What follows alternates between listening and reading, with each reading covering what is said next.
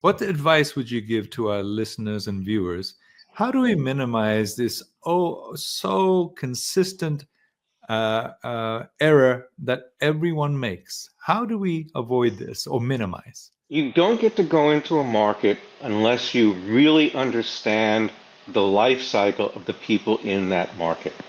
And that's just a piece of exercise you've got to do. Back when I was in the publishing world, there was a phrase.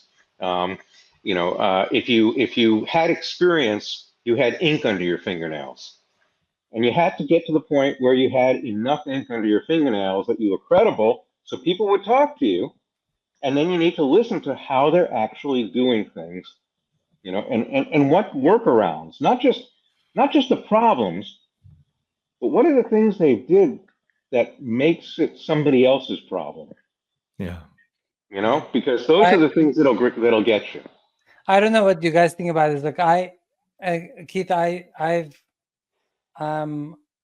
solved that problem in a different way, and I'd love to get your feedback if this is something that our audience could also use.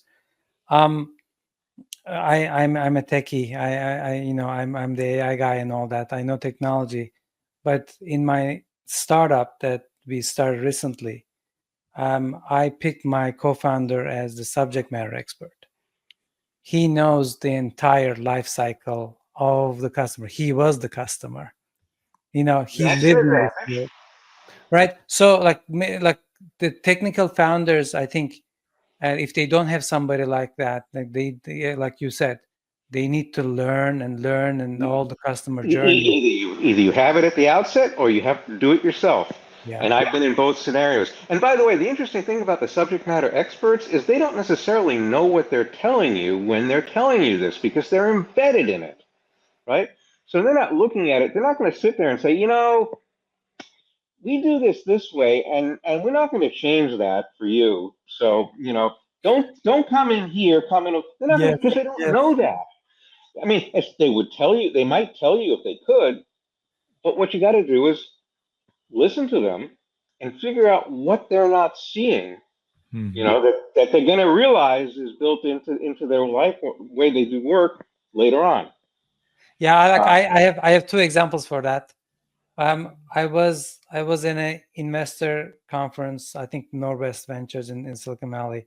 They've invited one of their portfolio companies. I think it was OneSend. It's just like just one API to send millions of emails. Mm-hmm. The founder said, we invited all these industry experts. They said, we cannot launch this product unless you have these 15 requirements, because like without those requirements, nothing is going to happen.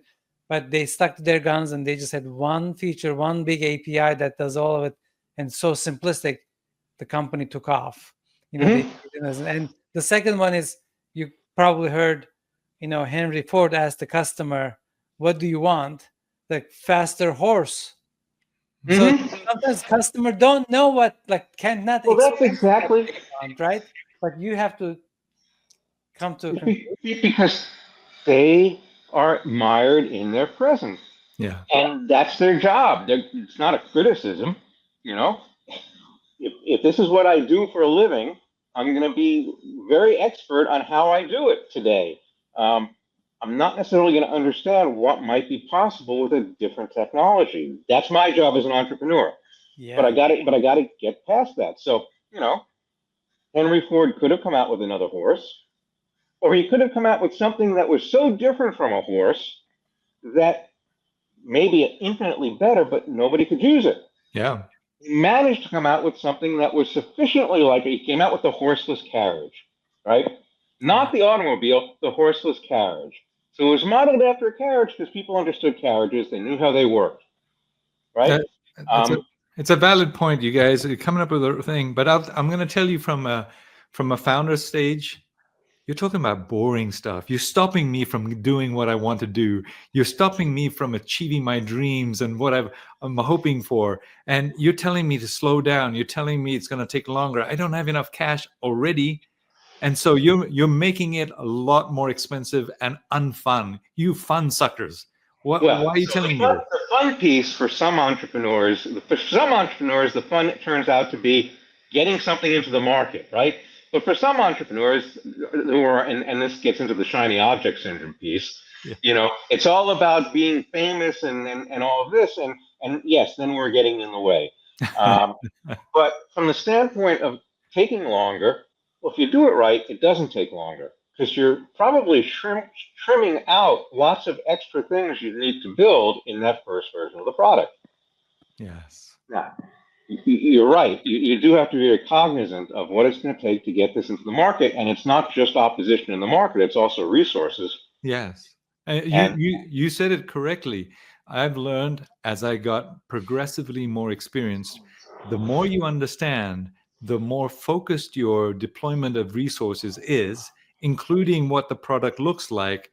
And just like that 1 cent example that I talked about, you really have a much better product. It is absolutely worth delaying and understanding and spending the time.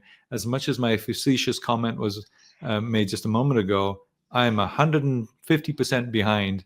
Slow down just to understand what it is that you're creating and why you're creating and how it works in the competition and how the users will be able to absorb it with minimal resistance. That's I it. think I That's a like to tall think order. of it not so much as slow down, but take a breath and figure out what you have to do before you do it. Mm.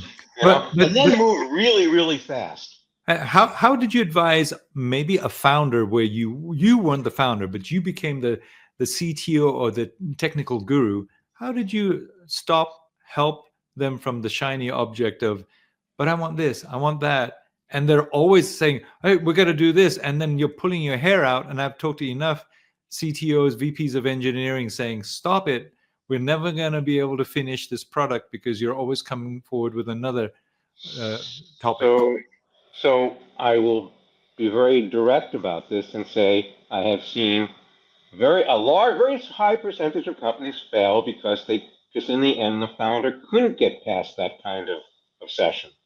Yeah. Now that's unfortunate. It's one of those sad reasons why a lot of early stage companies fail. That is avoidable. But if the if the founder really is about trying, I mean, particularly if they've done this once or twice before, right? I mean, the real problem is the first time founder who thinks they're going to be a billionaire and it's just a done deal. But if you've got a founder who has maybe failed once, and failure is a good teacher, and they might be a little bit more amenable to hearing, what you have to say about that. They may already know enough that they can be the subject matter expert, and I can just talk to them, and it may turn out that they've thought about it some, and I can just help them solidify that. But I would much rather work with a founder than against a founder, sure, right? sure. How have you helped make the first time founders lens more accurate in seeing what you've already seen? How have you helped them sort of tap back into alignment? Well, one thing is, when I have these conversations with the subject matter experts with the market, I kind of take the founder along with me, so they hear it too, and then we talk about what we just heard, so they understand. Because they won't necessarily, if they don't. I mean, a lot of founders are very good at opening doors, but not necessarily as good at finding out what the content is behind the door. So you start to show them that. So let them open the doors because they're probably better than me. It's one of the things that a lot of founders are very good at. It's one of the reasons they're founders. They're good at opening doors. They're good at seeing the shiny objects to go after, and they're good at getting folks to help them. That's great. If they'll let me, I will start showing them what's behind the door. And when they see that, hopefully they'll latch onto it and move forward with it. You don't want to take away the entire big picture, right? You don't want to spoil the big picture because that's important. It's important that the world understand what the big picture is, where you want to be in 5 years, and it's not just this first thing you're doing, right? But if they'll let me and they'll work with me, and not all founders will, but many have, we can figure out what's behind that door, and try to make something that will go through the door. And I'm stretching the metaphor a little bit Yeah. here. So, Keith, what is this secret ingredient pixie dust that you have that we need to understand? Why is it that you can do this and others have not? And maybe How give can, some stories. It's okay, like yeah, tell us what it is that. So I can't really tell you for sure why. I mean, when I started out in my career, I was just a completely deep nerd. I was a VP of engineering before I had any idea what a market was.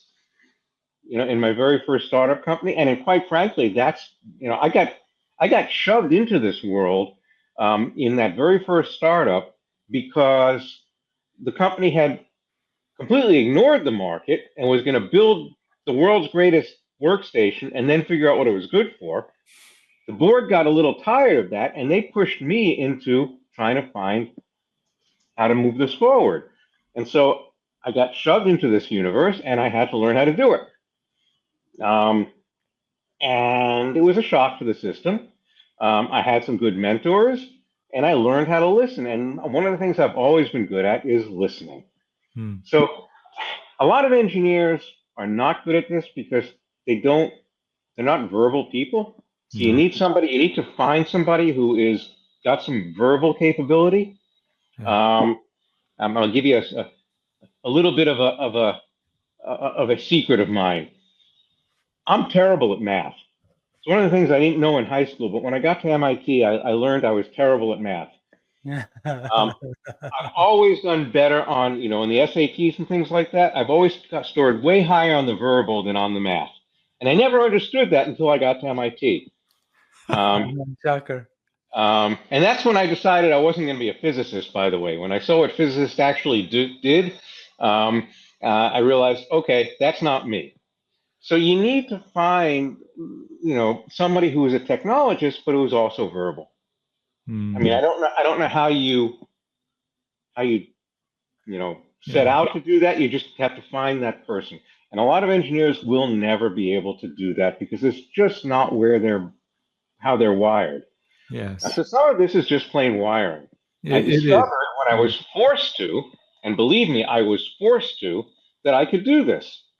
And with some mentoring, I learned that I could do this reasonably well. Could you give an example of the kind of questions that you would ask? You could even go to one of the many companies you've helped where you're on site or you're talking to this prospect to understand their life cycle.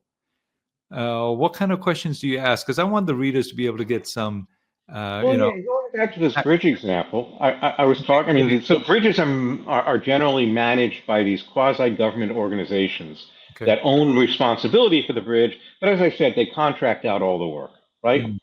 So I just started talking. So how do you do? What happens with a bridge? How do you know if a bridge is healthy or not? Well, we take this measurement and that measurement. Well, how do you get those measurements? There's nothing. The bridges are there's no instrumentation on the bridges today. I learned that.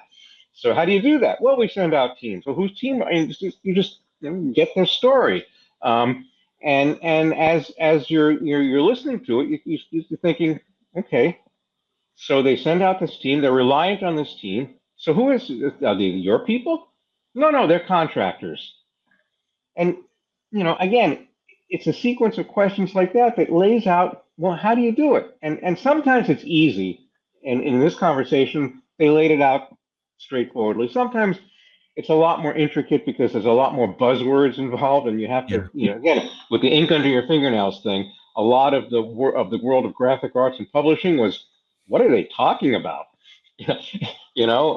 When they start talking about the problem we solved was this very obscure problem called trapping that I'd never even heard of, and that nobody today would have any idea what I was talking about, but it had to do with how printing presses work, and you had to get deep into the guts of the printing press to understand the problem and why it was an impossible problem to solve, right? In the case of the bridge scenario, I just sat down with a few of these people, and then I asked some leading questions on subsequent conversations with others to confirm it, but it wasn't that hard to find out, oh, this is the way it's done. Is this typical? Yeah, I mean, I worked at this company. I was in this organization here, but I this was all down in Australia. So I was Victoria, but I was previously in some other in Queensland, and they did the same thing there. You know, um, so you look for confirmation that you're not getting just one isolated story. You want some confirmation that this is global. One of the things that I've often done in the past, and this is harder to do now because they don't do trade shows anymore where you can just go and talk to a whole bunch of people. It's unfortunate. It's one of the things we've lost in the modern world. Yeah. But I used to do a lot of this by going to a trade show and listening in a conversation and just inserting myself, helping people find answers to the questions they were asking of the vendors. Hmm. Right? So that was one of the techniques I would use to get myself in there and without posing any threat, start posing questions that got inside of how things were done. So Because you are going to absolutely enthrall us on topic one, and you have so many other topics. If I may, I want to kind of steer the conversation towards, for me, a big issue. So you get your MVP.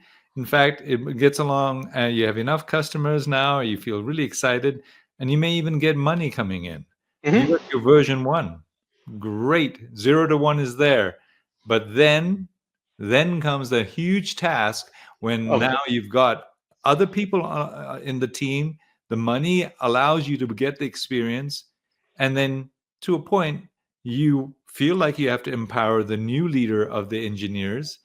And they thud. They do not bring out version 2 that has the same or proportionate increase in value, and you just spend money after money after money and friction, and you start feeling like you're held hostage by the VP because they've got everything now and you cannot control what you used to control.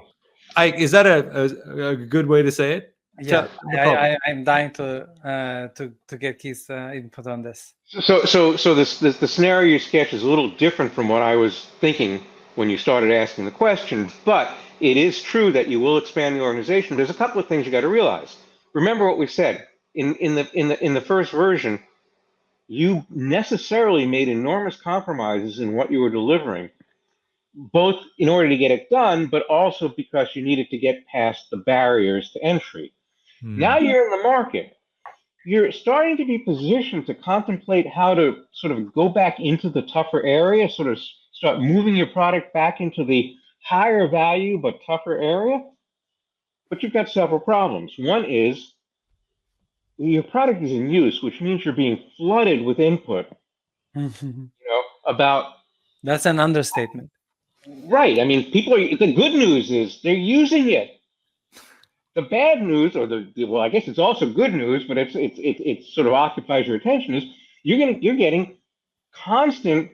Well, this is great, but I need it to look 3 inches to the left, and this over here, this would be great if only it also did this slightly other, and you get into this whole incremental sequence and you need to be moving quickly because you don't want to lose the attention of your customers. So the good news is you've got a product in the market. And the better news is it's going through that rapid growth iteration of maturing. The problem is it's not the product you really wanted to get into the market. It's the product you could get into the market. So how do I veer it over? In the meantime, your engineers and your new engineering team are probably and your product managers are soaking up all this input, completely focused on that. And as you said, you have an organization now between you and what's happening. Yeah, I believe that most of the time they're being derailed by the maintenance and incremental improvement versus the revolutionary. Exactly what I said. Yeah. Right, because guess what? You got your product into the market probably 6 months before it was really mature enough to actually be in use, because that's what you do. So that means you've got an enormous pain right there that you knew you were going to have. Yeah, without that, how am I supposed to get it, but now you got it. What's that? Without that, how am I supposed to get the feedback so that I can course correct? Well, now it's in the market, so you're getting the feedback. Great. And now you're fixing all of that massive technical debt that you sort of put aside, because you couldn't afford to think about it. Now it's there. You hired some people who are good at this, but you got to get that. But if you stay in this place in the market will move around you. Mhm. So you can't just stay there. It's not a bad place to be because you're making money. Your customers are loving you for what you're doing. You're learning, you're improving the product, but you can't stay there because, again, the market will continue moving and your opportunity window will close. You're a player now, so it's not like the window is going to close quite as quickly as it might otherwise, but you got to move. How do you do it? Yeah. And that is every bit as tough as the first one. Some of it is just because you've got your product in the market doesn't mean you can stop hiring early stage people, Mm. right? You can't just say, okay, it's in there. I need some normal steady state product managers and steady state engineering managers to do this, because that's what they'll do. You'll be in steady state and you'll be in steady state forever. And you can't afford to be in steady state because that wasn't the end game.